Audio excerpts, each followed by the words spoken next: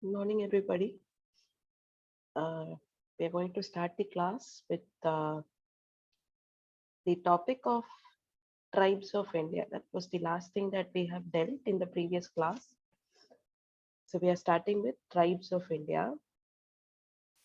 If there is any issue with my voice, just tell me. All right.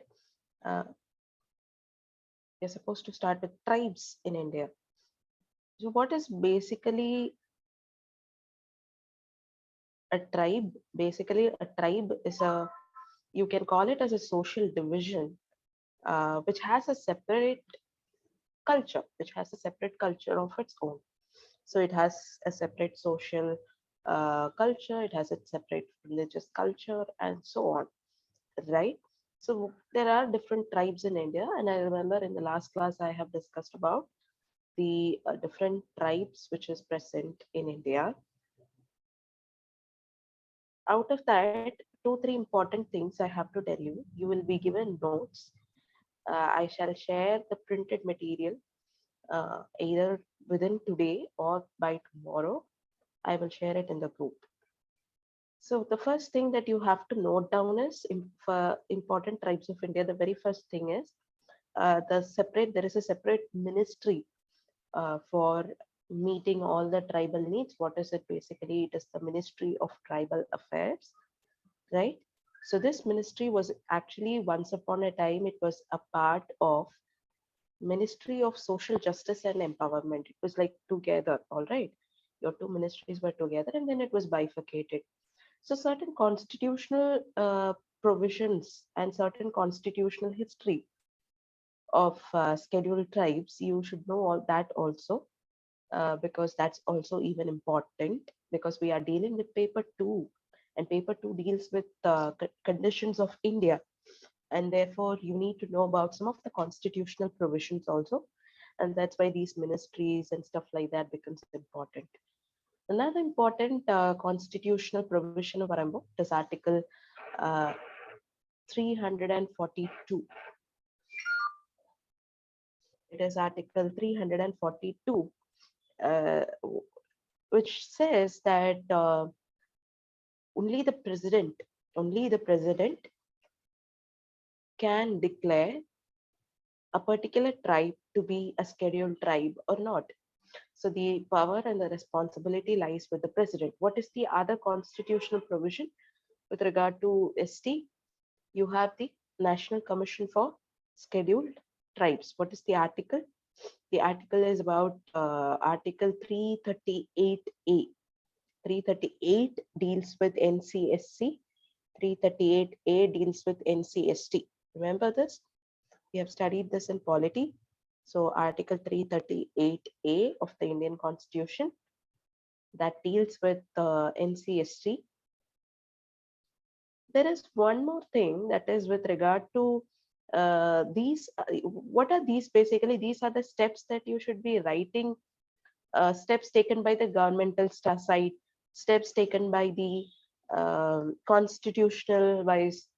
So Angana Edumbo, you can include these two couple of points here and there, right? And then there is one more governmental initiative that was taken with regard to tribes of India that is called as tribal subplan. This is quite important.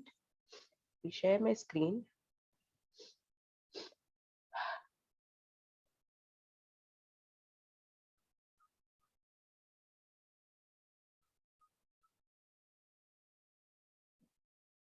TSP, tribal subplan. TSP. It's a very important strategy with respect to your tribes. All right. So TSP, uh, this is a initiative that was priorly aimed for socio-economic development of the tribes.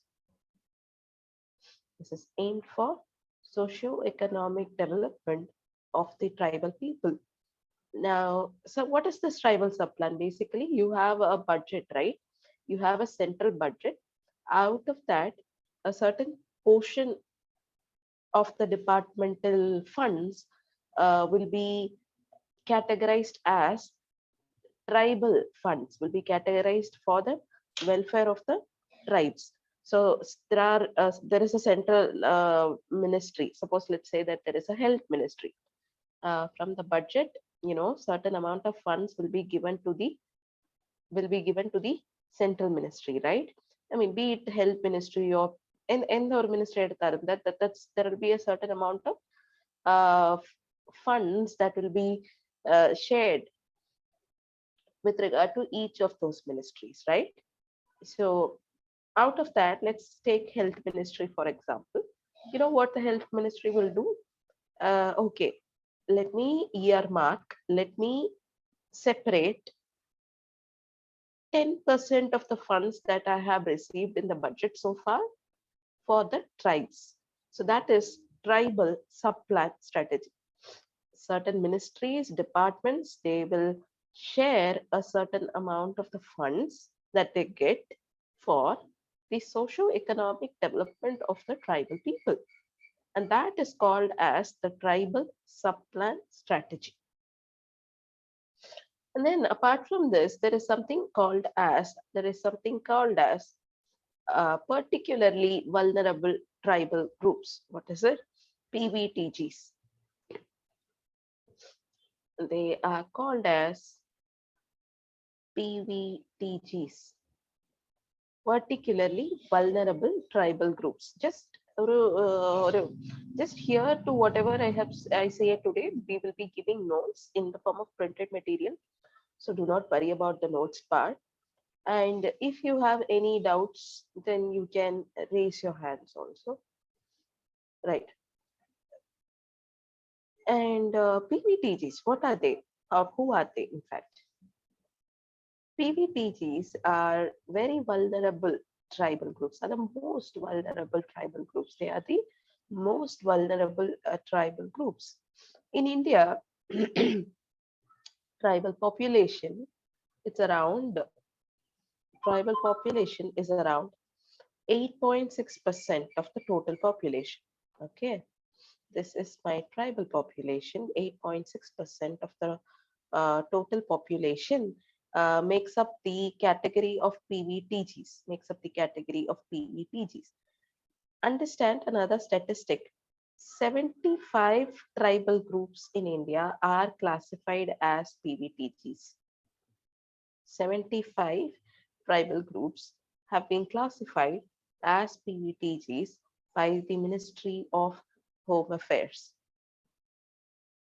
This is one very, very important statistic. Second important statistic is which state has more number of PVTGs? See, there are certain tribes. Of course, there are tribes in every community. There are people of ST community, but only some are categorized as particularly vulnerable tribal group. For example, last class I mentioned about Cholanayakan tribes. Cholanayakan tribes of Kerala, of parts of Tamil Nadu. Now, this is an important tribe, is an important PVTG. It is an important PVTG. Jaravas, they are an important PVTGs. All right. Now, which state has more number of PVTGs? The highest number of PVTGs is actually found in the state of Odisha, followed by Andhra Pradesh. All right. So this order, remember that Odisha followed by Andhra Pradesh, and there are certain conditions. There are certain conditions for categorizing. There are certain conditions for categorizing a particular tribe as a PVTG. What did I tell right now? There are many, many tribes, but only some tribes have been classified as a PVTG. So the first thing that you should be knowing is what are the conditions to classify a tribe as a PVTG. So this is an important part. This PVTG is an important part, not just for your optionals, but it is even more important for your prelims. All right. So remember this, there are 4 conditions actually, and they are very, very important for your prelims. In fact, it has been once asked in your previous year's prelims paper also. So the criteria that was followed for PVTG determination is, first condition is the society should be a pre-agricultural society. The society should be a pre-agricultural society. What does that mean? They should be following very subsistence method of cultivation.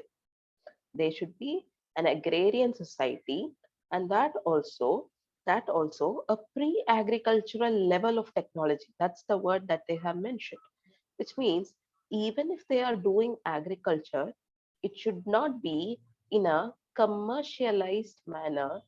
Rather rather they should be following a subsistence mode of cultivation.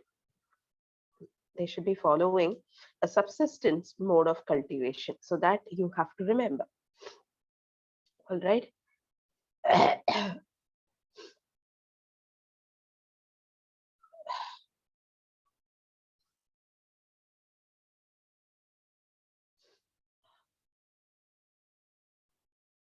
One second.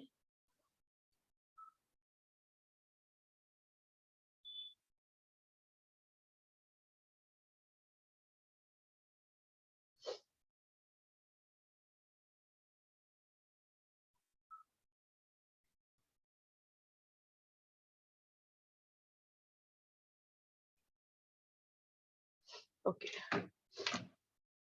Okay, so did you understand the first point? The first condition is a pre-agricultural level of technology.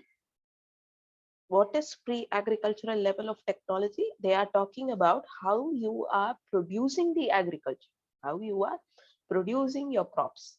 You should not be following the commercial methods, rather you should be following the subsistence mode of cultivation.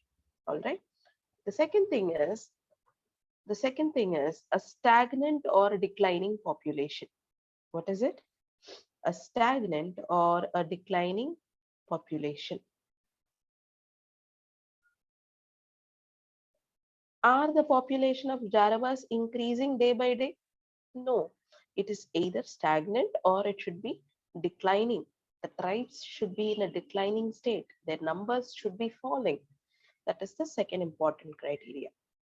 Third important thing is extremely low literacy. Extremely low literacy. And finally, a subsistence level of economy. They should be, whatever they produce, they should consume it for their own purposes. So subsistence level of economy. On the basis of this, on the basis of these four conditions, first of all, in the year of 1973, in the year of 1973, Debar Commission, the Bar Commission was set up, and they were the ones who created the primitive tribal groups. They created the primitive tribal groups. They created a name called as PTGs, primitive tribal groups.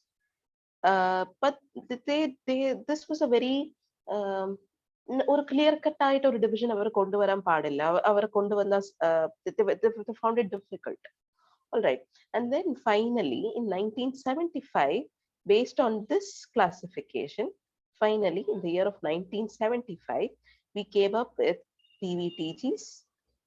We came up with PVTGs and we declared 52 groups. We declared 52 groups, and this category only we are following after that. This category, this set of conditions we have been following after that. So what is the ministry that can declare a tribe to be a PVTG? Remember, it is not Ministry of Tribal Affairs, it is Ministry of Home Affairs.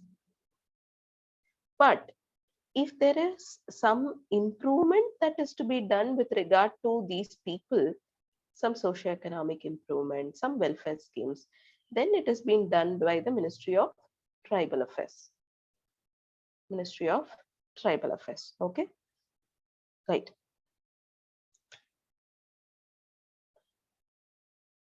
Let me go to the next topic with regard to PVTGs. That is with regard to development of tribal people. What plans do we have? The very first thing is we have the, I told you, Article 342. Remember this. We have the NCST as a body. We have the tribal sub-plan strategy. We have the tribal sub-plan strategy. Then there are many more initiatives like Bandhan Yojana. Then you have many yojanas. That's a separate thing. Welfare schemes is a separate thing. But these are strategies and constitutional provisions with respect to development of the tribal population. What about development of PVTGs? What about the development of PVTGs? What are the different steps that has been taken by the Ministry of Tribal Affairs? The very first thing is, as a part of TSP or under the TSP plan, under the under the TSP plan, there were many annual plans. There were many annual plans, which is also called as conservation cum development plans, which is also called as conservation cum development plans, that is prepared by each state for the development of the PVTGs exclusively. So under TSP, മറ്റൊരു plan അവർ ഉണ്ടാക്കിയിട്ടുണ്ട്. It's called as the annual plan or the conservation cum development plan, which is exclusively for the development of the PVTGs. All right. And apart from this, there are also grants which has been received by the different states, grants from the central government, which is called as special central assistance. Special central assistance under Article 275, Clause 1. 275 article talks about statutory grants in general, grants that has been received by the states. One such special grant is my special central assistance, which has been given to the tribal population for the tribal well development. All right, so that is it about PVTGs.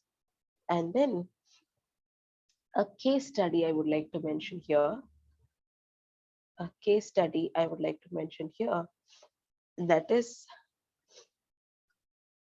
Jeevan. Now, Odias and Bengalis, they do not pronounce V, rather they pronounce V as B. Okay, so it's actually Jeevan, but they write it and they pronounce it as Jeevan. Jeevan Sampark project of Odisha. So what is this project basically? Now, this is a project that is undertaken by the state government of Odisha along with UNICEF, mainly for the PVTGs, in order to create some awareness, in order to create some skill development amongst the PVTGs, some of the innovative practices to skill them, basically for skill development, for community development, and for the child and the women welfare, of the PVTG tribes. Jeevan Sampark project has been launched. So such projects you can write when you're writing your answers. Such projects can be expanded on a pan-India basis, considering the needs and the requirements of the PVTGs throughout India. Are you getting me?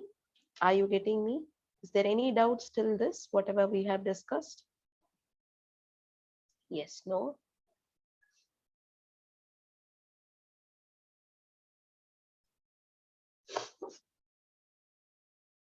Anything that I would have to reiterate for you?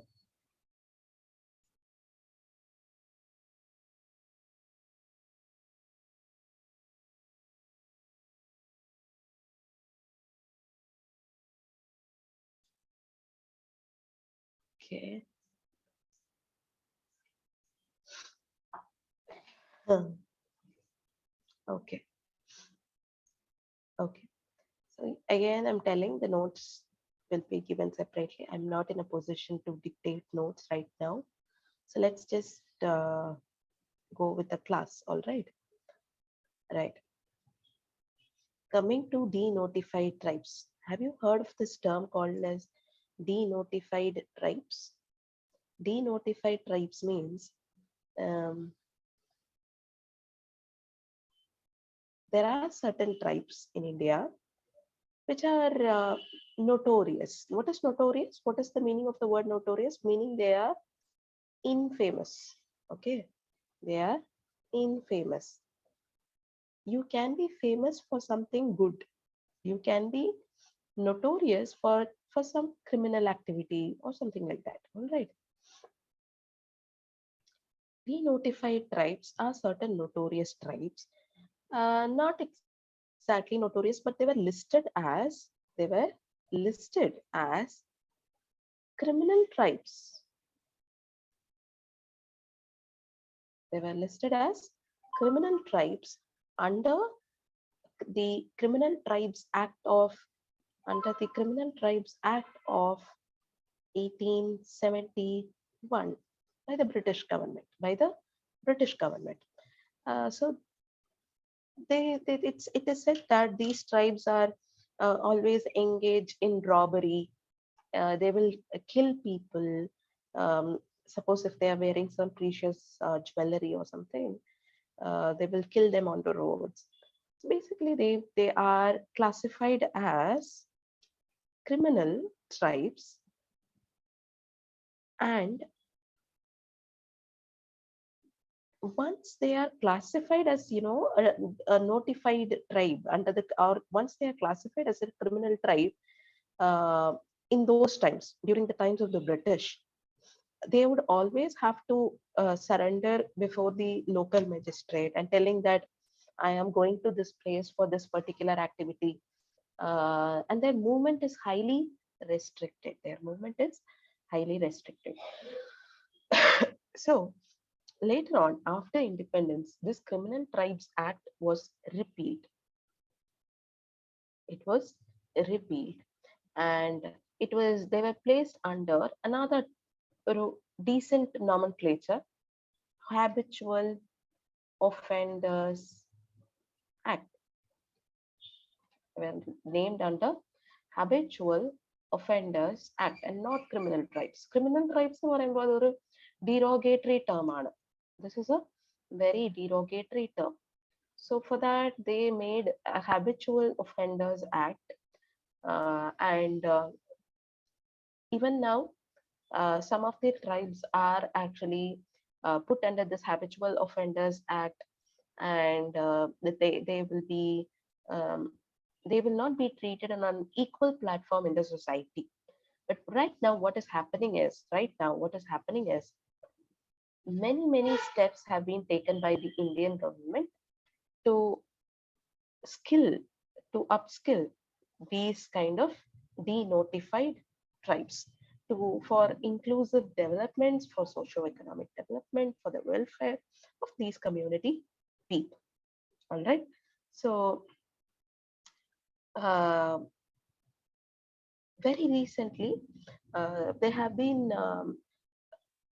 many uh, tribes. If you observe, very recently there was a news in Asianet telling that certain North Indian people have come into Kottayam, and they are stealing. They are stealing.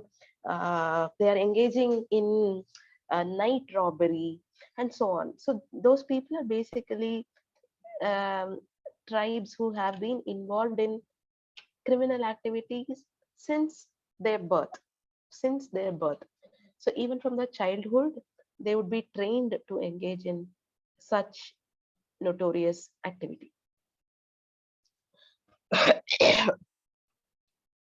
So that is about denotified tribes. All right. Now coming to some of the important tribes of India, I remember telling about some important tribes even in the last class, but I have not given you notes.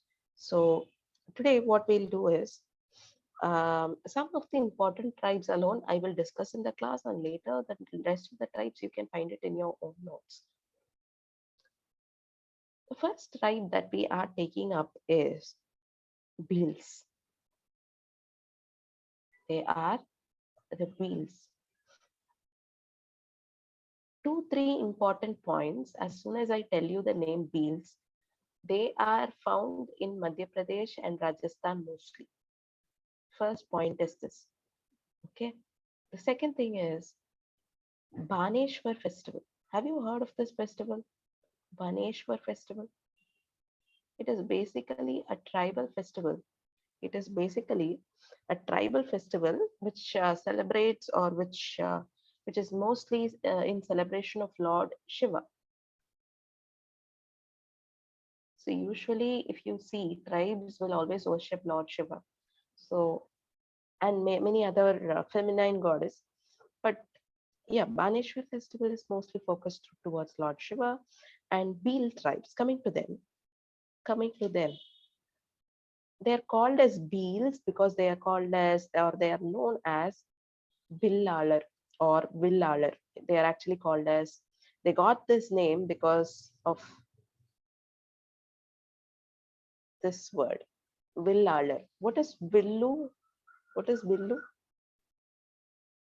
Will is basically your bows. Heard of this? I think it is a Malayalam word also. Will or bows and arrows. Have you heard of this?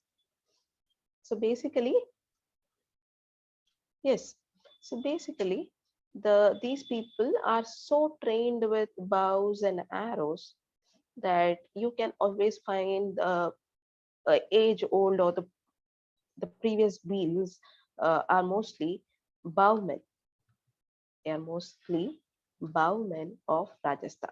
All right. And Bhils are considered to be one of the largest tribes in India. In fact, certain statistics say that they are the largest tribe of India. All right. That is about Bhils. Now, the next tribe that is important, yes, that is very important, is my Munda and Santals.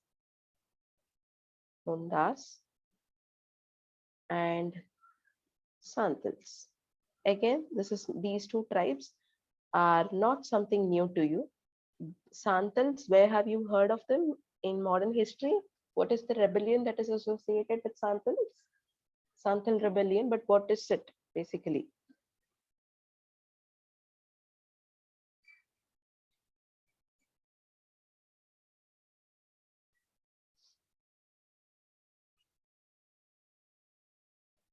Santals, have you heard of them in your modern history?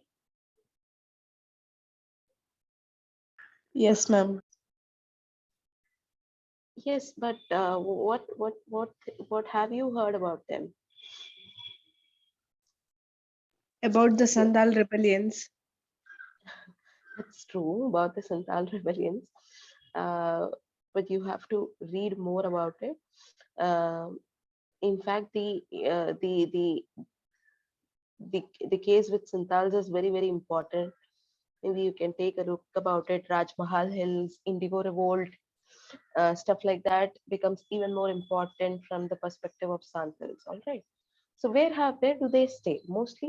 So here also one important rebellion leader, if you have remember, Birsa Munda in Santals also, the Santal rebellion with respect to the Raj Mahal Hills, 24 Parganas. These regions are very, very important. So basically, both of them, both Birsas and Santals, and especially Santals, are very, very strong in West Bengal. They're very, very strong in West Bengal. And these people, Mundas, they are very strong in Bihar, Chhattisgarh, Odisha, and in West Bengal. These people are very strong in West Bengal. All right. Now, what is important is both of them follow a religion called as, or way of practice, way of religion. It's a part of Hinduism, but it is called as the Sarna Hinduism or the Sarna way of practice or the Sarna religion. Basically, they worship the sun god. They worship the sun god, and they are very, very they lead a very basic uh, living in the terms of farm practice and so on. Now, the important tribe from the perspective of your geography. Now, the important tribe is Angami tribes. I remember telling this in the last class. Angami Nagas. Angami Nagas or the Angami tribes. They are specifically found in regions of Nagaland. All right. And one thing that's very, very important for them is the Hornbill Festival. It is the Hornbill Festival of the Nagas. Okay. And another thing is the Hornbill Festival. Uh, it is celebrated once in a year in December, and it attracts many, many tribes of the northeastern parts of India, and they will wear a particular headgear, which is using the hornbill, using the beak of hornbill. They will wear a particular headgear. So that's very, very famous with respect to Hornbill Festival. Another important thing with respect to Hornbill Festival is their music. It's actually a part of a musical ritual, more of a musical ritual. Right. Let me erase this. Let me erase this. And another important tribe from the current affairs perspective is Chakmas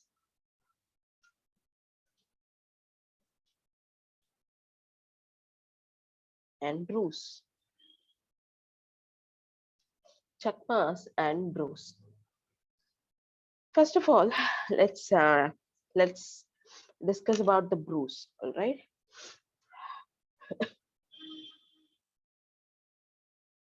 Just a second.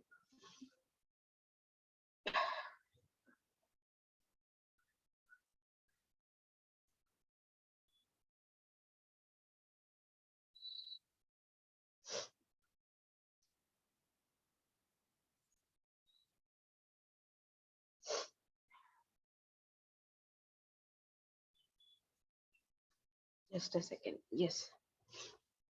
Coming to Bruce and Riangs. Now, this is very, very, very, very important for prelims. Okay. So follow me closely. It's more than optional, so it's more important for your prelims. Bruce and Riangs. So these people, Bruce and Riangs, they are an indigenous community who originally stayed in the state of Mizoram. Okay, but what happened was in the year of uh, very, very long back, in the year of 1997, in the year of 1997, there were a lot of ethnic clashes. There was a lot of ethnic clashes, telling that the Mizos of the Mizoram, they were very, very adamant and they were very rude. They were behaving very rude to the Bruce. They said that the Bruce are a community which came from the neighboring countries like Bangladesh, and they are not the ethnic and they are not the original inhabitants. That would be best way. They are not the original inhabitants of Mizoram. We are the original inhabitants. So they have absolutely no right to stay in our country. They have no right to stay in our state, said the original inhabitants of Mizoram. So there was a lot of ethnic clashes. There was a lot of ethnic clashes. So 37,000 brews, therefore, for the fear of life, for the fear of life, they moved from Mizoram and fled to the neighboring state of Tripura.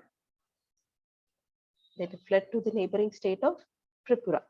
Now, answer me, when they are not even welcomed in their original native state, how will they be welcome in a new state? So they, Bruce also did not like Tripura. The Tripura people also did not like Bruce. Okay, so they were actually asked to settle in camps, and you know how camp life is, right? So camp life, refugee camps are very poor in terms of standards of living, in terms of the many facilities. It's very poor. So the Bruce always wanted to move back to the native state, which is Mizoram. But the Mizoram people, they never allowed them to come back to their own state. So this has been going on. And then what recently happened was, uh, that is after 2000s, after 2000, after 2010, these people, they were slowly they moved into Mizoram with governmental intervention. With governmental intervention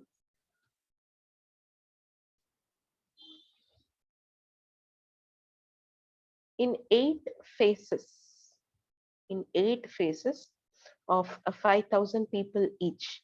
So almost like 40K people, they were resettled in the parts of Mizoram.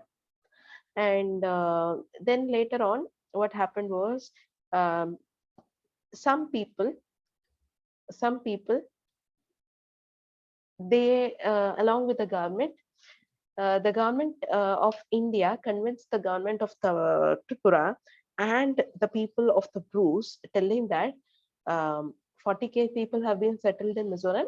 So the rest of you, you will be given sufficient, land to settle in the state of Tripura itself. So what happened is, some of them were asked to settle in Mizoram, and some of them who preferred to stay in the state of Tripura, they were given a certain amount of land.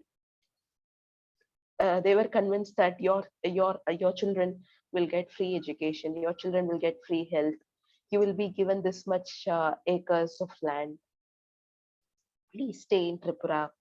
Like that, they were given subsidies in the form of land allotment. They were given subsidies in the form of land allotment, in the form of health facilities, in the form of education facilities for their wards, for their children. They were given many subsidies, and they were asked to stay in the state of Tripura itself. So this is what has been going on with the Bruce and Rials. So some of them have been settled in Mizoram, some have settled in Tripura, but still there is a lot of disturbance. There is a lot of ethnic clashes with respect to the Bruce. Okay, so that is the question. That is the story about Bruce, who are otherwise called as Rians also.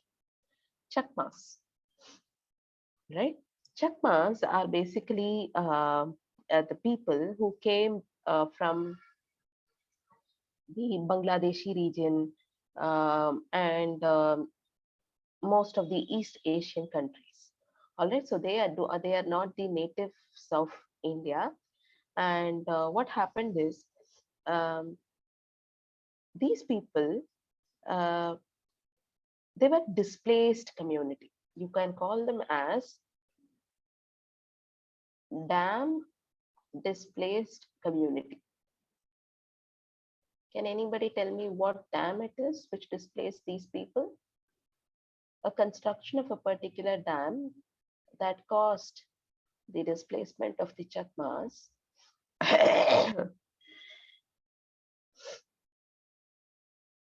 I'll tell you, it is the Kapthai Dam.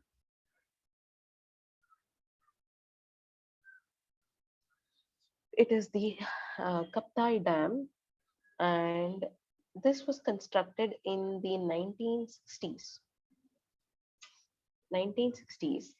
And because of that, many places in which the Chakmas used to reside, it was submerged. It got submerged in water.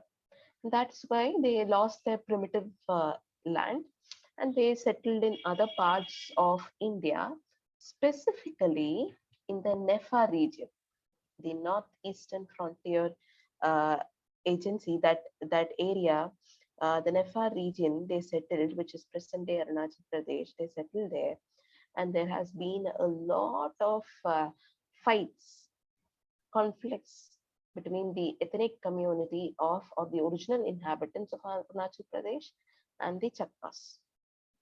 And finally, all of this got a bit resolved by the Chittagong Hill Tract Peace Accord that was signed in the 1997. The conflict actually ended. So this peace treaty was not signed in a single year. Remember, the peace talks started in 1970s. It continued till 1997, and the conflict kind of ended with that. Okay, so Kaptai Dam of the Karnapuli River.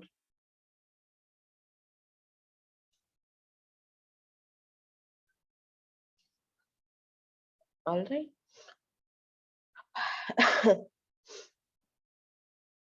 So that is it with regard to Chakmas and the Bruce.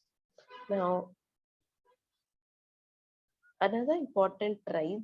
Let me go for the next tribe. Can I clear this? Yes. If there is something that is a doubt for you, maybe you can clear it to me right now.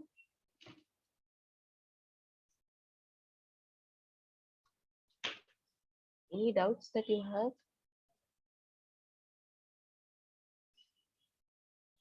Not just with today's class. If there is anything with the previous day's class or something, you can message me.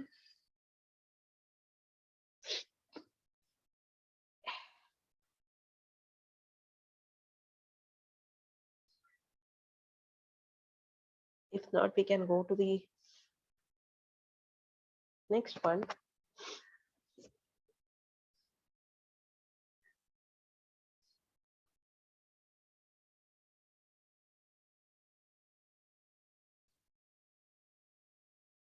Right. So the next one is Apatani tribes.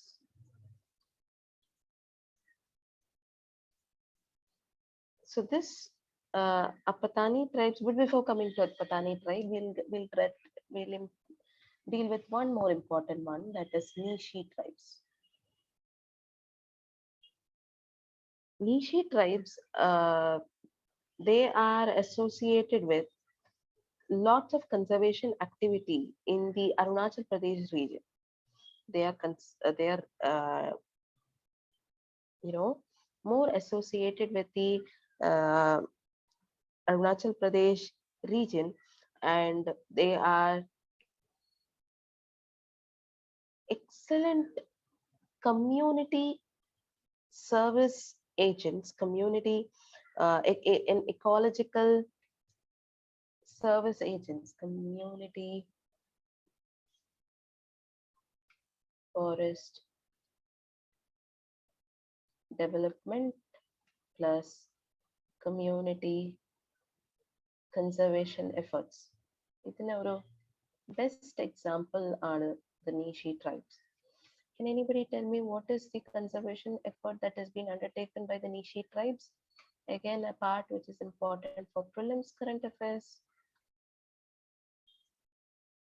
What is the conservation effort that has been done by the Nishi tribes?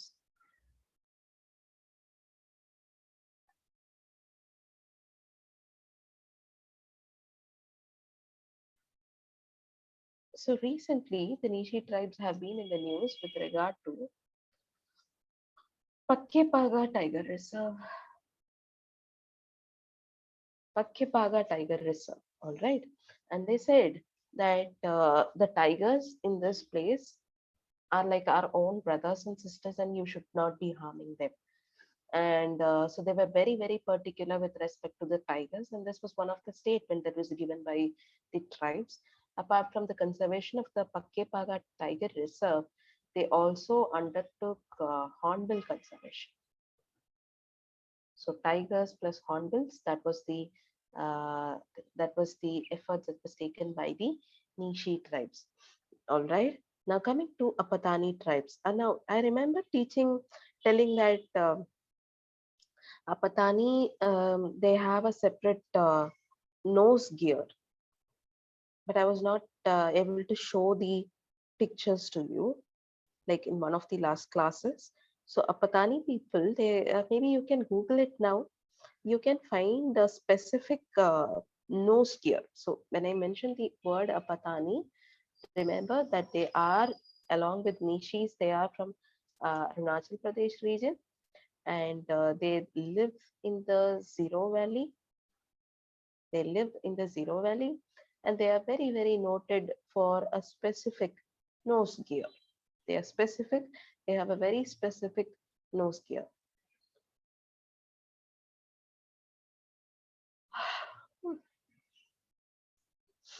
All right.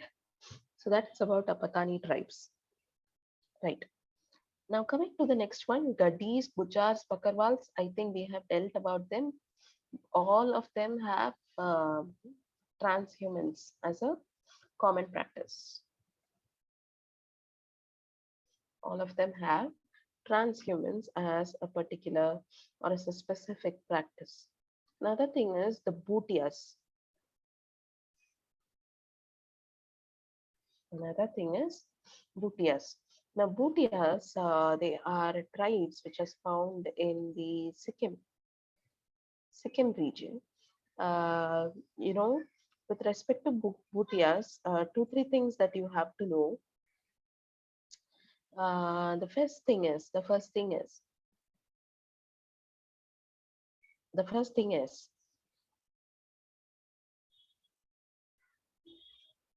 Losar and Losong.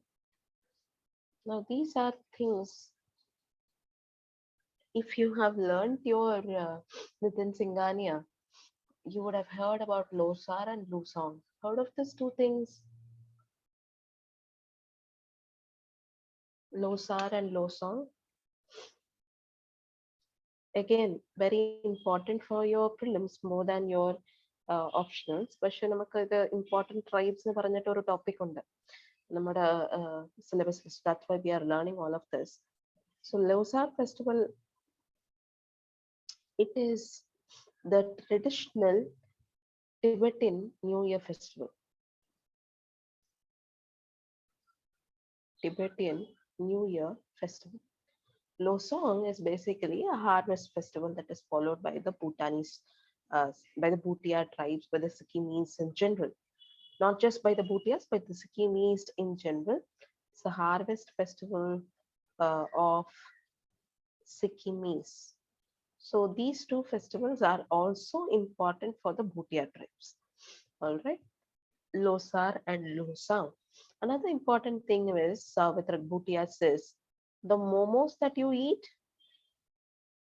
Yes, the momos that you eat is basically an invention, or you can say it as a traditional food of the Bhutia tribes. Okay, so these are the important concepts with regard to important tribes of India. All right, right.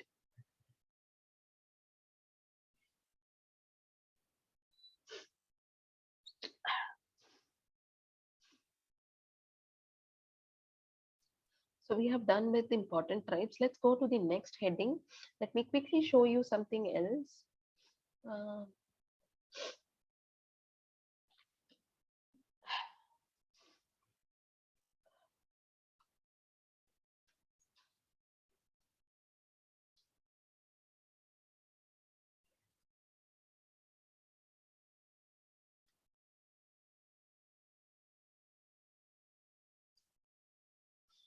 so you can see this. Just follow me.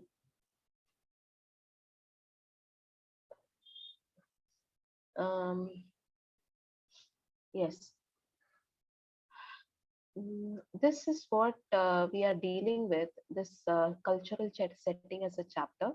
Out of that, we have dealt about migration and associated problems.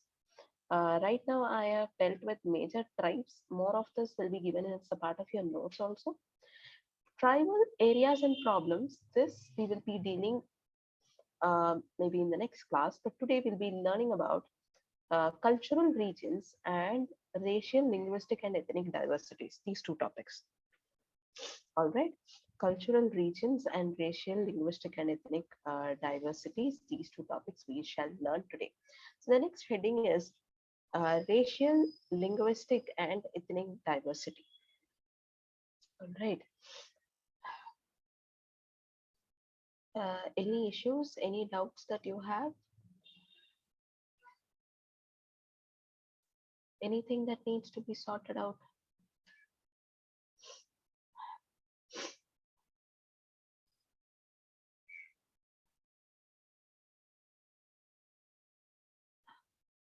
I don't think so.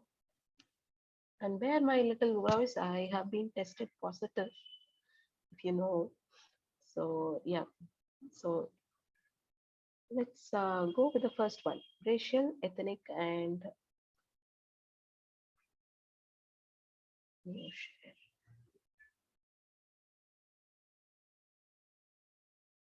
yes. Let's deal with racial, linguistic, and ethnic diversity.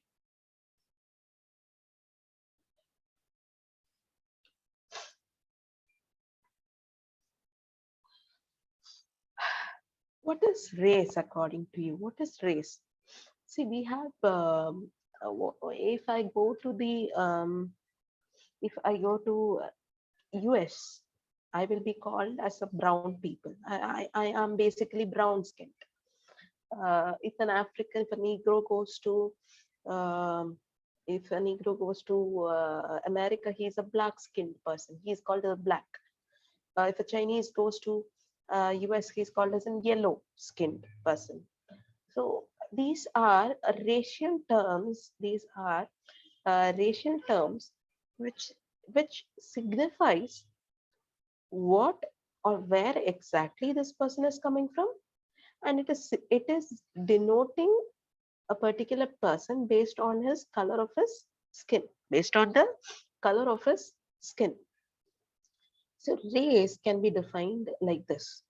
A race can be defined something like this, that when you distinguish one set of people from another on the basis of their skin color, on the basis of their hair color, uh, on the basis of their eyes, on the basis of their eyes. Remember, we hear the word of Chinese, what do we think? We will think of narrow-eyed people, right?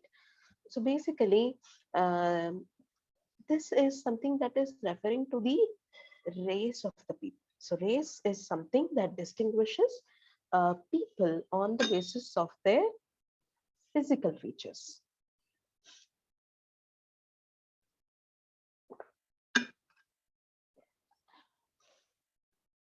On the basis of their physical features. Okay. Thus, race is a biological concept. Race is more of a biological concept. Have you understood the example? The example is, remember the Chinese or whenever I tell the word Chinese, what is the first thing that comes to your mind? The first thing is they are uh, like small-eyed people, kind of yellow skin. So these are the things, they will be short mostly. So these are the things that you will be getting in your mind. So basically, race is going to be a biological concept. I call someone as a white-skinned person. He can be from US, he can be from the European continent. So race is a biological concept. On the other hand, when I talk about ethnicity, when I talk about ethnicity, It is more like a cultural concept. It is more like a cultural concept. Like what? There is a particular set of people who is dressing in the same way, who is having the similar food habits, who worship the same god, whose ways of marriage, whose ways of traditions are more or less similar. So ഇങ്ങനെ നമ്മൾ ഒരു common culture വെച്ചിട്ട് if we are classifying people, then we can call that as people having the same ethnicity. Northeastern tribes, many tribes, they are different one from the other, even within the same tribe.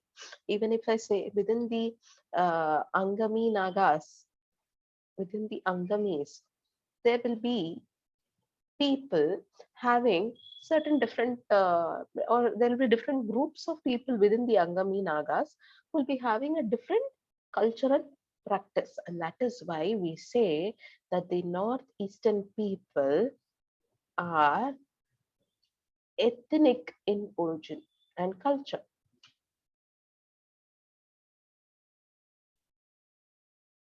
Ethnic in origin and culture. So ethnicity, race is a biological concept by which, a person can be differentiated on the basis of their physical characters. Ethnicity is something when some group of people, maybe in an advanced society or in a backward society, they are culturally distinguished from one another. They are culturally different from one another. All right. In India, we have almost all the major races of the world, and we have different diverse ethnicity also. I repeat, India has almost all the races of the world, and we have diverse ethnicity.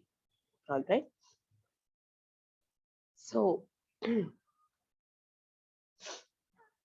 what is the first? I remember teaching this in the last class. What is the first race that came to India in the, or what is the race of the Aryans who came to India?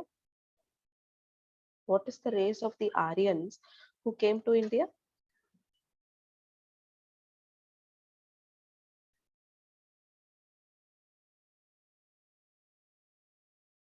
Basically, they are Caucasoids. Basically, they are Caucasoids. All right. Now, when you talk about the Dravidians, they are what basically? Dravidians are a mixture of a mixture of proto-astroloids and Mediterraneans. Proto-astroloids and Mediterraneans. All right. And remember, uh, the age-old India, the age-old India, uh, the initial tribes of India, they were actually mostly Mediterranean plus Negritos. Mediterranean plus Negritos. Now, Negritos in India is different from Negritos of Africa in one way. What? Usually, Negritos will be very, very tall, but the Negroes that you find in India are not that tall. They are in fact short statured. Indian Negritos are in fact short statured. Usually, Negritos will be tall, but India it's quite different. So that is about all all of this signifies the racial diversity in India.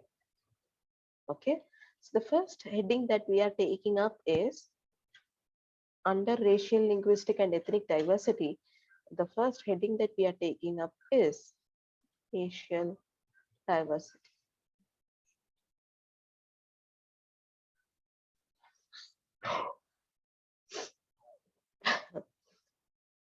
biologically, all humans they come from a single species. What is the species called as? Homo sapiens sapiens.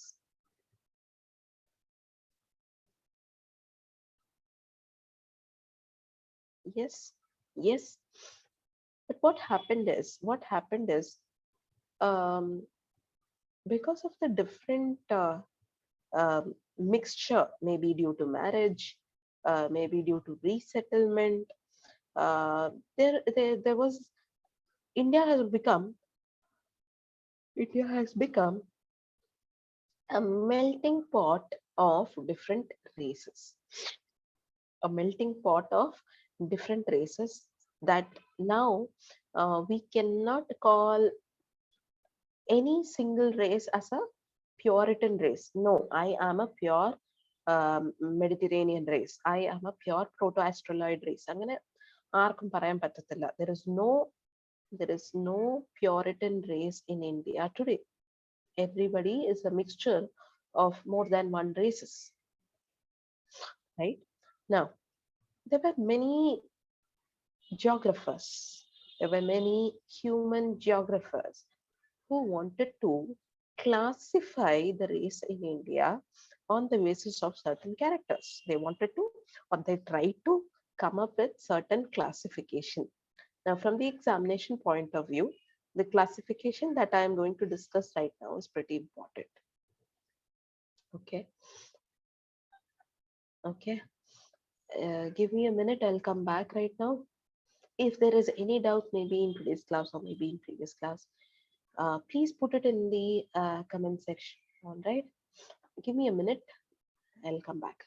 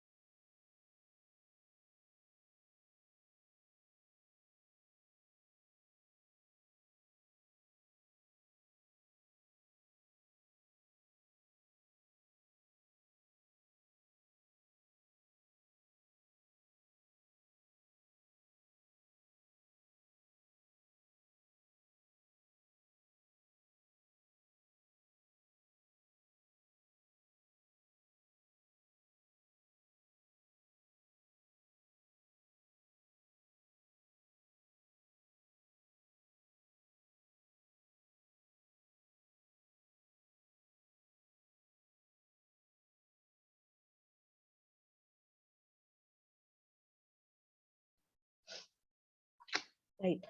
So we'll start with the classification part. Okay. So the first person who came up with this idea of classification was Riley. What is his name? Riley. So you'll be asked for Riley's classification.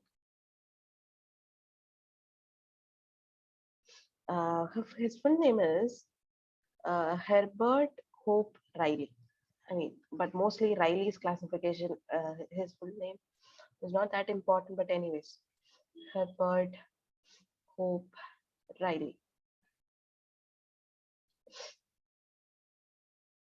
Riley was the first one who, in the year of 1891, he tried to bring in a certain classification of the people of India into different types, into different racial types. So he classified Indians into seven types. He classified Indians into seven types. Okay.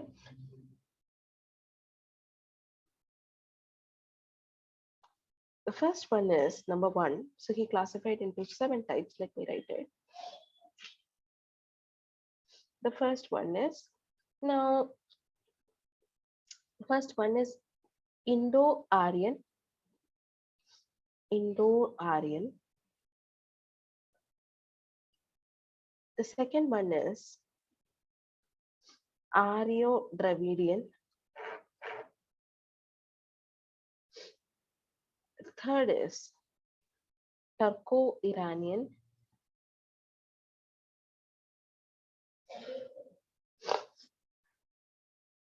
Fourth one is Scytho-Dravidian. Remember your Scythians that came to India? Scythians came to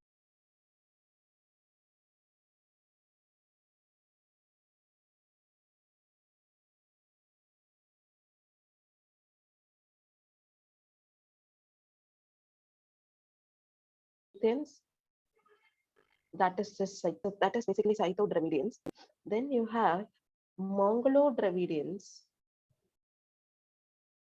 Mongolo-Dravidians. Sixth one is Mongoloids.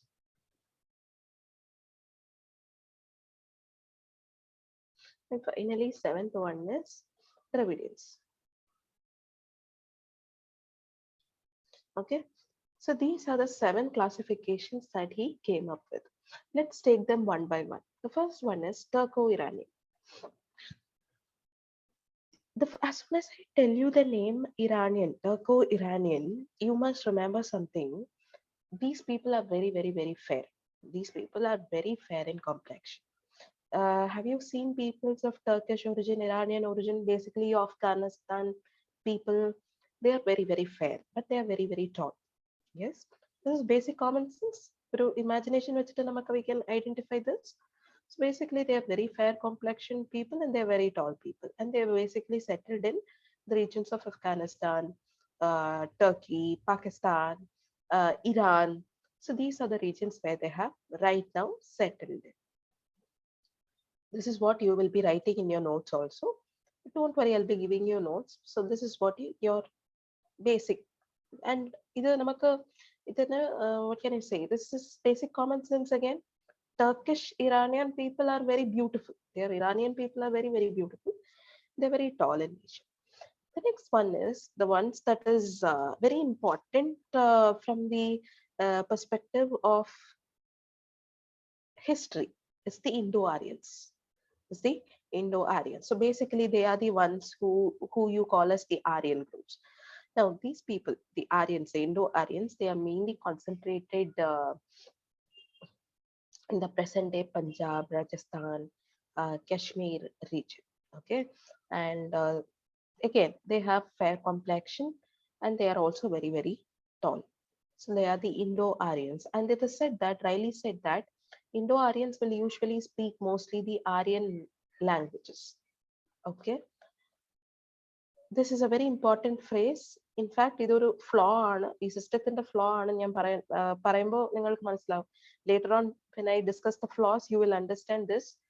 He said, Riley said that Indo-Aryans will speak the Aryan languages. Okay, now follow me. The next one, Aryo-Dravidians. Now, it is a mixture of two races, Aryans from the north and Dravidians from the south. Now, he said they are mostly concentrated in the regions of UP, Bihar, and stuff like that. And out of that, he said Brahmins and other high caste people will be mostly from the Aryan lineage. ഇവിടെ Bihar, Uttar Pradesh, if you find some tribal people, some low caste people, they will be mostly from they will be having more of Dravidian genes within them. Okay, understood this? He said Aryo Dravidian people are mostly from UP and Bihar, and out of these two states, the upper caste people will belong to the Aryan genes. Mostly, they will inherit more of Aryan genes, whereas the lower caste people will inherit more of Dravidian genes. This is his way of differentiation. Okay, so this is done, this is done, this is done. Right. Now coming to Scytho-Dravidians. Coming to Scytho-Dravidians. Again, Scythians and Dravidians and our combination are, and they are mostly settled in the parts of Saurashtra, in parts of Madhya Pradesh, and so on. And here he said the upper class people are coming from the Scythian race, and the lower caste people are coming from the Dravidian race.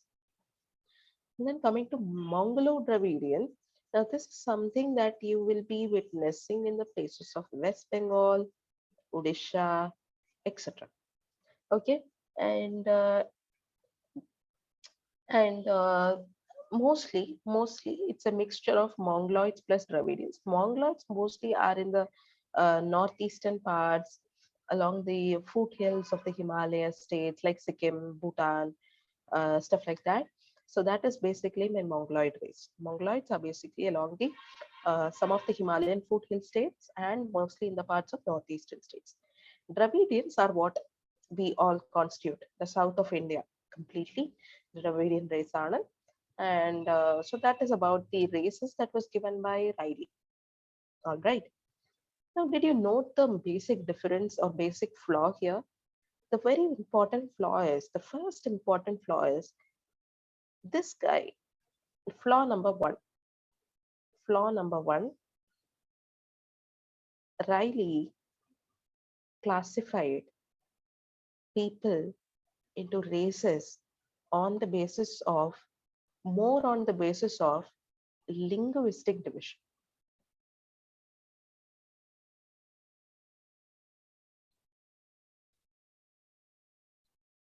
More on the basis of linguistic division. But understand, how can you classify, follow me very, very closely here. How can you classify a race, which is a biological concept, on the basis of language, which is a cultural concept? This was the first flaw with regard, and this is the most important flaw with respect to Riley's classification. That is, many scholars criticized Riley because he he brought in a linguistic parameter, a cultural parameter to classify biological races. Races is more of a biological character. So many scientists, many scholars, including D.N. Majumdar,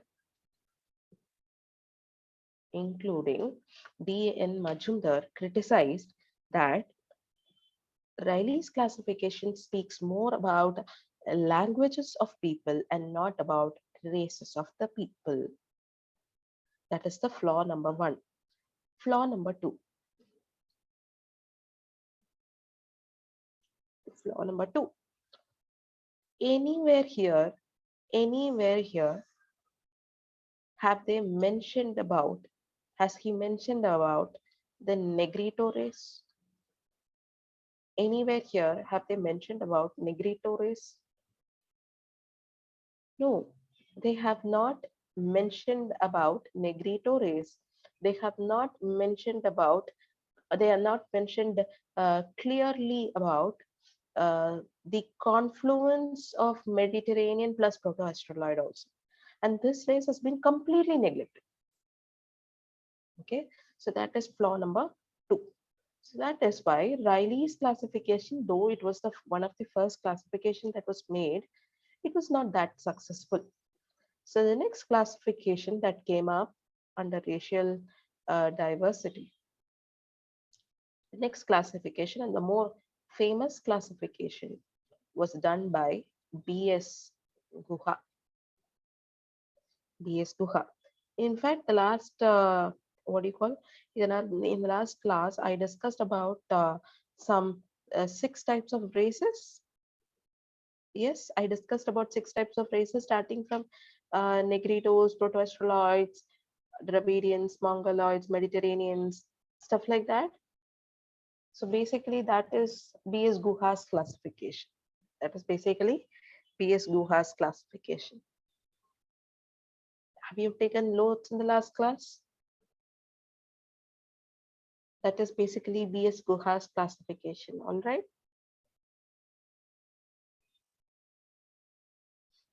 Yes or no? Are you following me?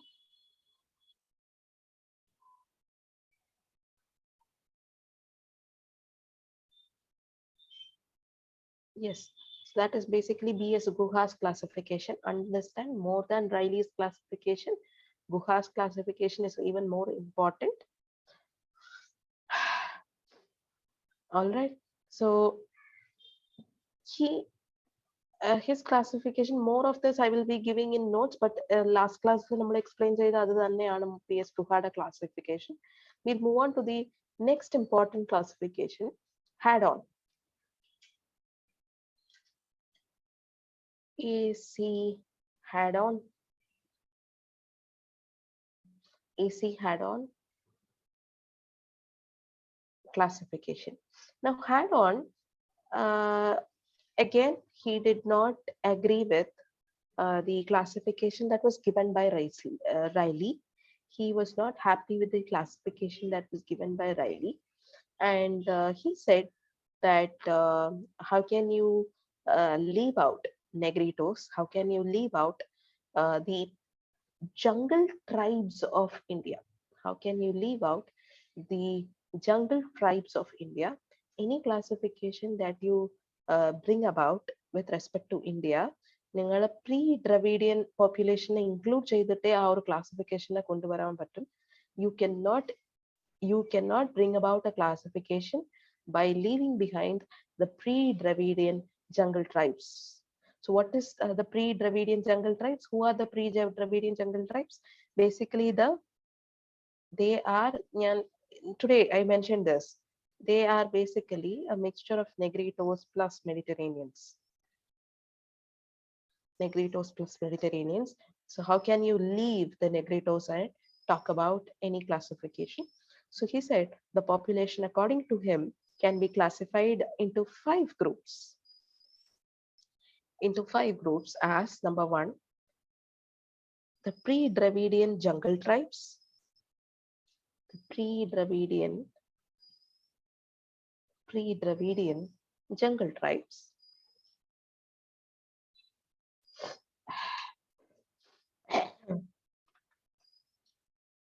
The Dravidians, followed by that who came? The Dravidians came. The Dravidians. Third one, Indo-Aryans. Indo-Aryans.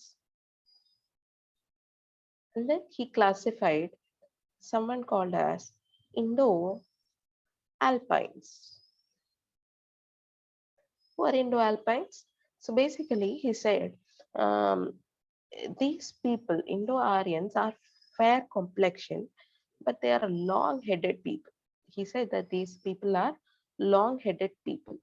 Whereas he said the Indo-Alpines are basically broad-headed people. Long-headed, these people are broad-headed. Their width of the face will be very, very huge. So Indo-Alpines, Indo-Aryans, and finally Mongoloids. Who were the final people who came? According to him, it was the Mongoloids. So he stopped with this kind of a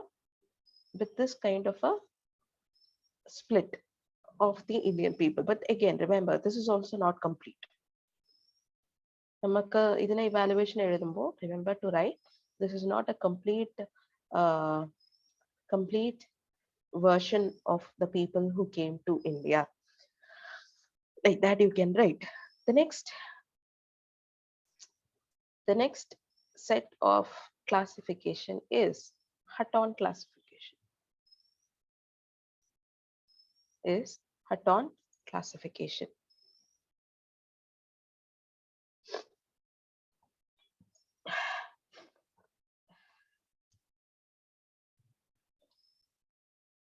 Hutton said that the earliest occupants of India are basically the Negritos, are basically the Negritos, and they are followed by the proto-astroloids.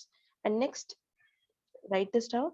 The first groups were the first groups were Negritos, and they were followed by proto-astroloids, and they were followed by Mediterraneans, and this led to the combination. This led to the formation of the Dravidian language.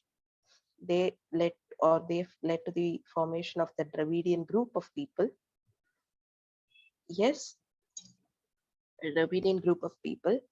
And finally, there came the Aryans, Indo-Aryans, and Mongoloids. With the arrival of the Indo-Aryans and the Mongoloids, the Dravidians were pushed to the southern parts of India.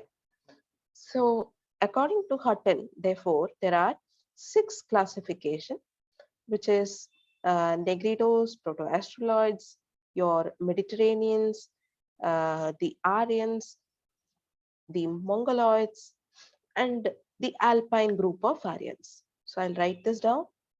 Negritos, he has number 2, the Proto-Astroloids, number 3, Mediterraneans, number 4, the Aryans or the Indo-Aryans, number 5, the Alpine group of Aryans,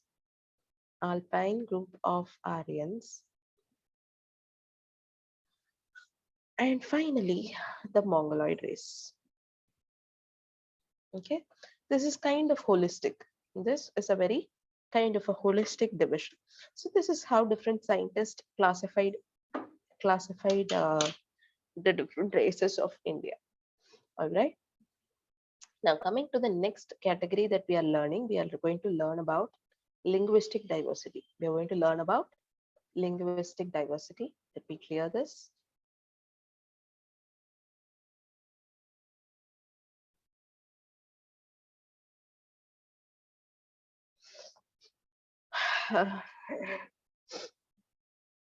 Linguistic diversity, there is nothing much. Let's just be very brief. Our country speaks so many languages. Yes. And one of the reason for which we have so many languages is because of the different races that came to India who brought with them their own cultures. Different races, the different races, 6 major types of races that came to India who brought with them their own types of cultures. And that is why we have what is called as the Aryan group of languages. We have the Dravidian group of languages. We have the Mer group of languages, Khmer, what is being spoken in the northeastern parts of India, which is the Mongoloid version. So this kind of multilingual character of India is basically because of the admixture of different types of races which happened within India. All right. Coming to the next important category, the next important division, which is ethnic diversity.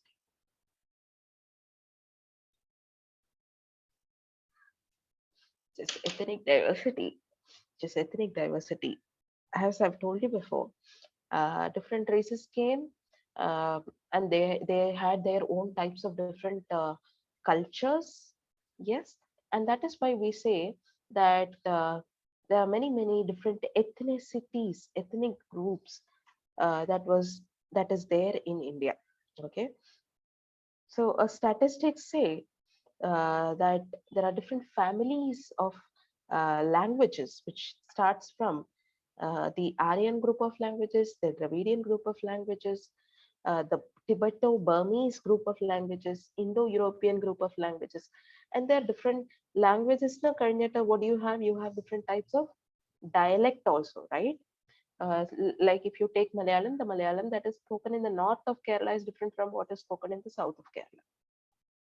So there are different dialects that has been there with respect to India. And similarly, the ethnicity is also reflected in terms of the religions. Ethnicity is also reflected not just in the terms of languages, ethnicity is also reflected in terms of the different types of religions that you have in India. So you have the Muslims, you have the confluence of them, like you have Hindu Sikh combination. So there are many confluence of religions communities that is present in India, and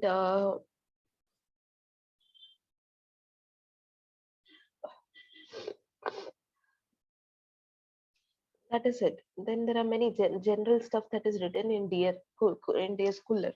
What's the book that you should be following? The book that you should be following is basically Cooler.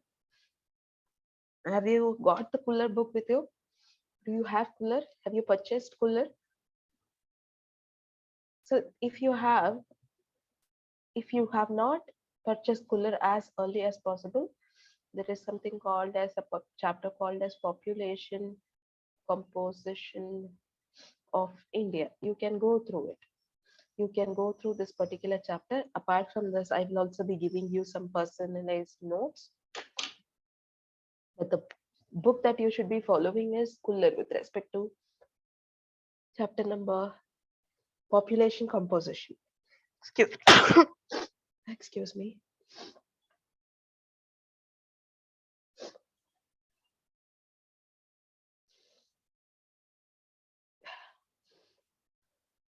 Okay.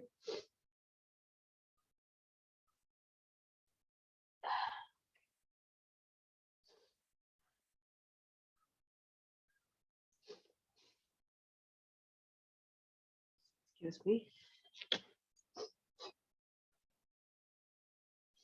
Now let's go to the next topic that we have, that is about cultural regions of India. Okay, that is about cultural regions of India. With this, we will stop the class cultural regions of India. How can you differentiate a region of India on the basis of cultural elements?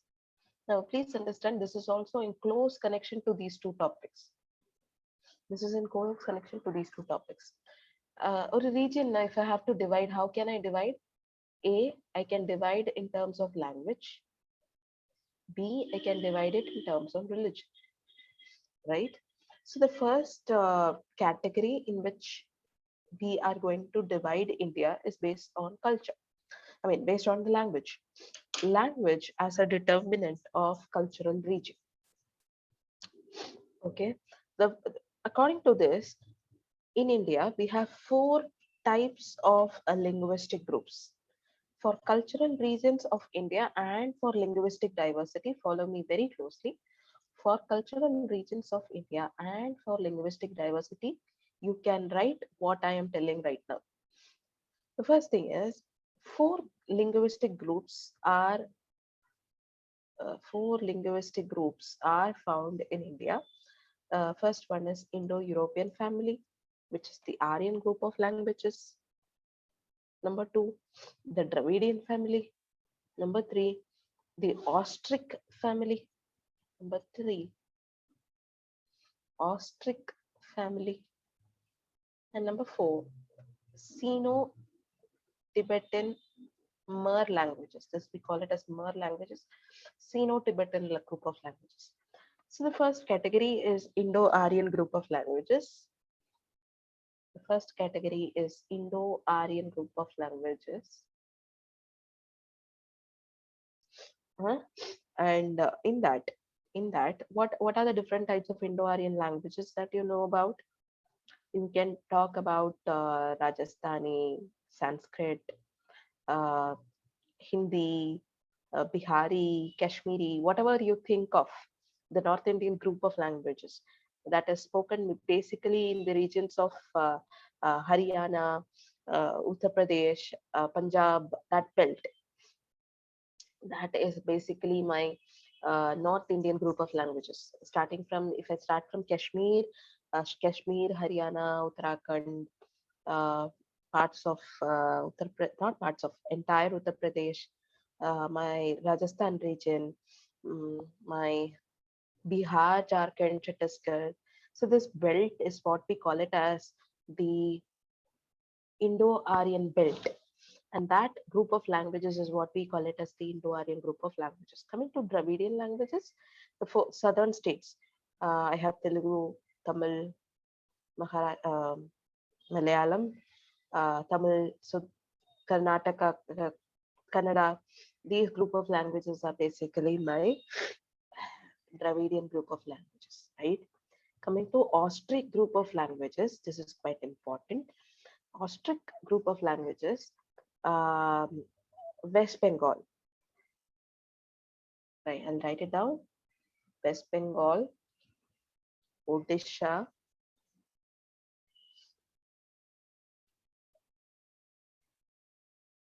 and you can also include, these are the most important group. You can also include some of the tribal languages which is spoken in Jharkhand. It's not Hindi. Basically, if Jharkhand people speak Hindi, it comes under Indo-Aryan group. But some other languages are also spoken in Jharkhand, Chhattisgarh, which is mostly tribal languages. And that also falls under the Austric group of languages. Okay. And then coming to Sino-Tibetan family, so you have some parts of Ladakhi language, Tibetan as a language.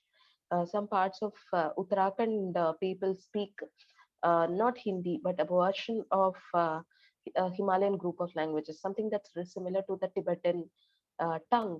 And that group of language is what we call it as the Sino-Tibetan group of languages. So, for example, I have to include the Tibeto, I'll write it here, some of the Tibeto-Himalayan group of languages. So it has three branches. The first branch is Tibeto-Himalayan group of languages. The second branch is what has been followed in the Assam and Arunachal Pradesh. Assam and Arunachal Pradesh. And, and then finally, the Assam Myanmari mix of language. Assam Myanmari mix of language. So Burmese kind of languages. So those also fall under the Sino-Tibetan group. Sino-Tibetan group has got three distinct branches of languages. So when we are discussing about the cultural regions, when we are discussing about linguistic diversity, for both you can write down and you can explain all these four types of language groups. Apart from that, what is very, very important, can somebody tell me what will be present with respect to your answer? You have to mention an Indian map. You have to mention an Indian map, marking the different regions of India, and discussing which group falls under which region. Okay. Now, the next important cultural region is my religion-based classification. It is my religion-based classification.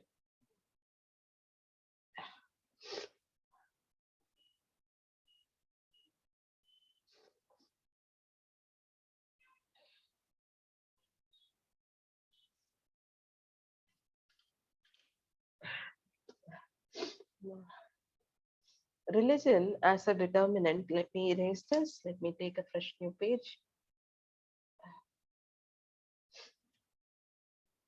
religion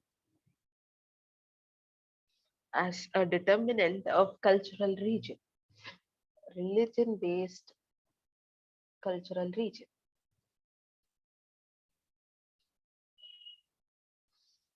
Um,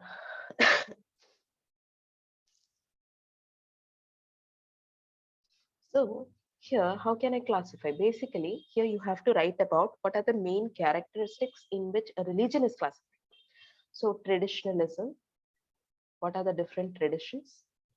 Traditionalism, what are the different sacred writings? Because these are the different factors which will differentiate one religion from another religion, right? So that you have to first of all write down sacred writings, some of the sacred rituals, and then some of the sacred community members. Like, for example, if I'm talking about Christianity, I have fathers. If I am talking about Hinduism, I have priests who are Brahmins. If I'm talking about Buddhism, I have some Tibeto Buddhists. So, like that, there are certain noted members with respect to any religion. What is the concept of salvation? What is that particular religion's concept of salvation? And finally, sixth factor is what are the different myths and what are the important symbols associated with that particular religion. Based on this, I can differentiate one religion from another, and in a way, geographers separate one religion, one religion based region from another religion based region on the basis of these general characters. On the basis of these general characters. I repeat,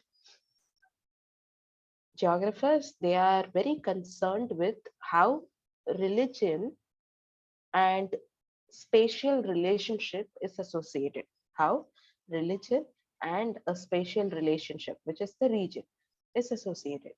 ഇവരെ എങ്ങനെയാണോ അത് differentiate ചെയ്യാൻ പറ്റും for a person who does not know about, or who does not know the difference between, most of the people will think Sikhism is also a form of Hinduism. But is Sikhism a form of Hinduism? No. Why? Because Sikh has got its own Sikh guru. Sikhism have their own forms of temple, which is different from Hindu temple. Sikhism has got their own rituals, they have their own traditions, they have their own Guru Granth Sahib, which is different, right? So Sikhism is not same as Hinduism. But for a common person, they will think Sikhism is something that is associated or a branch of Hinduism. But that's not correct, right? So how will they differentiate? How will a geographer differentiate one region from another? It is on the basis of these six characters. All right. On the basis of these factors, India is classified on the basis of different religious groups into Hindu groups, Muslims, Christianity, Sikhs, Buddhism, Jainism, Zoroastrianism, etc. Okay, basically these are the important religion-based division that you will be doing in geography. Okay, so first of all, Hinduism. Okay, according to the recent census 2011, about 80% of the total population in India is actually filled with Hindus. Where are Hindus primarily located? We are writing a geographical answer. So always remember to write the area associated with Hindus. എവിടെയാണ് Hinduism ഒത്തിരി concentrate ചെയ്തിട്ടുള്ളത്? Hinduism is mostly concentrated in the south of India and belts of Haryana, in the belts of Gujarat, Rajasthan. So these are the belts where you have a lot of Hindu population that you have to mention. That I will be giving separate notes also. With respect to Muslims, Muslims, how much percentage have they been classified with respect to the recent census, and where exactly can you find more amount of Muslims? Similarly, Christianity three concentrate ചെയ്തിട്ടുള്ളത് എവിടെയാണ്? Mostly in the state of Kerala. And apart from that, you can also find a reasonable number of Christians in the northeastern parts of India. You can find Christians in Andhra Pradesh also, Odisha, in Goa, very, very important, and in parts of northeast. Like that, you have to write about the 6 types of religions. So that will give you the religion based cultural differentiation. All right, all right. And again, you have to mention about the maps. You have to mention about India maps also. Okay, so that concludes the uh, cultural regions. That concludes the cultural regions part. Let me stop the sharing. Let me share something else. Yes, yes. Look at this. um, Historical perspectives നെ പറ്റി പഠിക്കുമ്പോൾ that's nothing actually. That's actually basically your how India was there in the medieval society, how India was there during the Vedic times. I will share the notes with you for that also, post Vedic times, Gupta times. So that's basically historical perspective of Indian society. Racial, linguistic, and ethnic diversities I just now discussed, and I will share notes also. Uh, Religious minorities, basically your different types of minorities. Maybe we can have a discussion on that maybe later. Tomorrow, a very small part, nothing much to discuss on that. Major tribes we have dealt. This is quite important. Tribal areas and problems is even more important. That I will be giving you notes. Cultural regions also done with for today. And now, the next class we'll be discussing this part of demographic attribute, sex ratio, age structure, and that all things. All right, right. Okay, any doubts in today's class that we discussed? Any doubts in today's class? Anything that you want to ask me?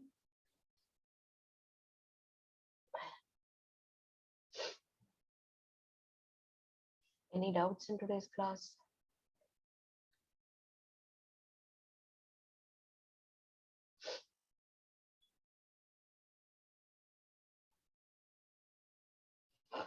Anything that you have to ask? Any doubts? Right. So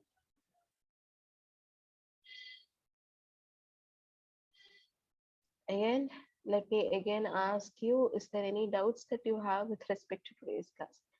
Yes, no. Okay.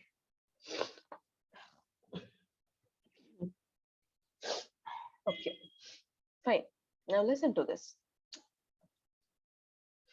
I got a small complaint that was raised by one of the student, that I and Ajosa did not have a discussion, and that's why things got repeated. Now, Adana, I want to give you a small clarification. This is something that the faculty should have told you, and I remember telling this in the class also. See, this topic, follow me. This topic called as population theories is what I taught you. That is your Marx theory, Malthus theory, and demographic transition. But look at this part. I remember I did I give you notes for population theory? No, I did not give you notes. I did not dictate anything in the class for the simple reason that it is again repeated in chapter number 5. ഇനി അവിടെ population തിയറിനെ skip ചെയ്തിട്ട് എനിക്ക് എടുക്കാൻ പറ്റത്തില്ല. Population and settlement geography ഒരു holistic chapter തന്നെയാണ്.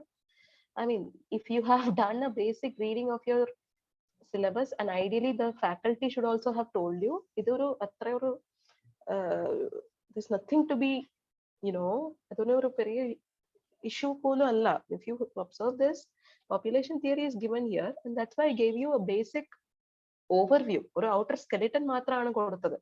I did not even give you any theory about all those 3 theories, because I know that it will be repeated in chapter number 5.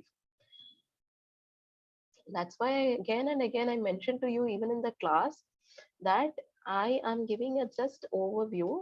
More of this will be dealt in chapter number 5. And I remember telling this also, that central place theory, sir, I will take it in the class, because again, this is also something that is very closely related to settlement geography. Losh theory, crystallar theory, your CPT, central place theory, is something that is very closely related to settlement geography. But I didn't take it because of the fact that it is included in chapter number 5. So either a repetition alla. It's like repeated in the syllabus only. Population theory is given here, the same thing is given here. Ideally, I expected when someone is taking chapter number 5, uh, it would be dealt in detail. They will give you theory, they will give you the required parts. I just mentioned or overview of all of those three theories, because അതിനെ mention ചെയ്യാത്ത how will I mention population theories? So അതിനെ വേണ്ടിയിട്ട് ഒരു just ഒരു mention ആണോ ഞാൻ ചെയ്തത്. In fact, TTT, there is so much to deal with, but I just mentioned it because it's given here. Population theory in ഒരു word കൊടുത്തിട്ടുണ്ട്, so I mentioned it. I gave ഒരു ക്ലാസ്സിൽ തന്നെ I took these three and I did not even give you notes. I just mentioned it. ഒരു stages മാത്രം mention ചെയ്തിട്ട് I just went about with it. But why did I not deal in detail? I thought അല്ല, അത് ഇവിടെ കൊടുത്തിട്ടുണ്ട്. So I mean, for a person who is taking chapter number 5 has to deal with it completely. So ഇതൊരു overlaps ആണ്. It's not like both of us are repeating. It's like ideally the faculty must himself have realized that it's also repeated in chapter number 5. So I hope it's clear for you now. Yes, if there is any doubts on that aspect, you can ask me right now. I am asking you a question, which means you are supposed to answer. Is there anything that has to be clarified?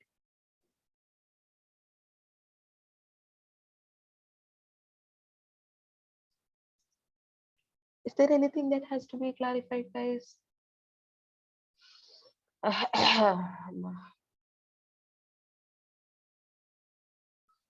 It's not like a repetition. It's there in your syllabus. Okay, it's there in your syllabus. Nobody repeated.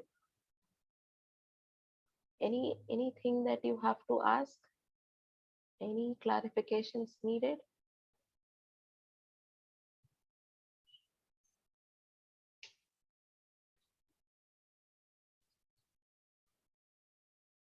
No, if it's fine, then we will leave the wind of the class. But if there is something that is still bothering you, maybe you can ask to me right now. If there is something that's still bothering, maybe you can ask me.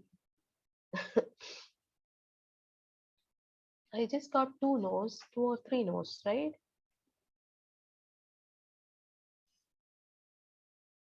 Thank you. Thank you so much. We'll wind up the class. Thank you.